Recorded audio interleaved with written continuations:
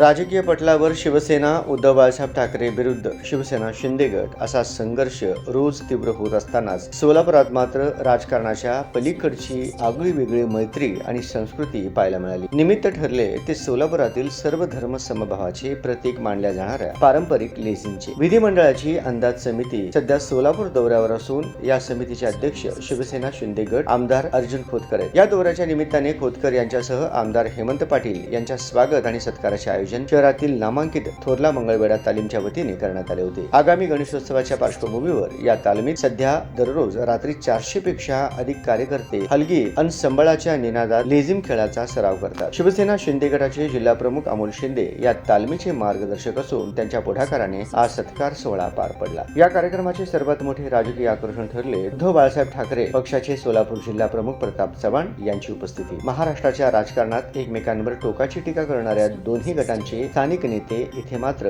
एकाच मंचावर सौहार्दाने एकत्र आले। प्रताप चव्हाण यांच्या हस्ते शिंदे गटाच्या आमदारांचा यथोचित सत्कार करण्यात आला। सत्कारानंतरचा तालमीच्या तरुणांचा लेझिमचा ताल आणि ढोलांचा गजर पाहून नेत्यांनाही मोह आवरता आला नाही। उभाटाचे प्रमुख प्रताप चव्हाण आणि शिंदे सेनेचे अमोल शिंदे यांनी हातात लेझिम घेऊन एकाच लयीत ठेका धरला। स्थानिक नेत्यांचा हा उत्साह पाहून मंचावरील अंदाज समिती प्रमुख आमदार अर्जुन खोतकर, आमदार हेमंत पाटील, धाराशिवचे आमदार कैलास पाटील तसेच भाजपचे ज्येष्ठ आमदार विजयकुमार देशमुख यांनीही हातात लेझिम घेत बहारदार फेर धरला। या प्रसंगी संकेत पिसे, नगरसेवक अनिकेत पिसे, प्रताप चव्हाण, दत्तात्रय मेनकुदळे, प्रकाश अवस्थी, ज्ञानेश्वर सपाटे, बाळासाहेब गायकवाड आदी उपस्थित होते।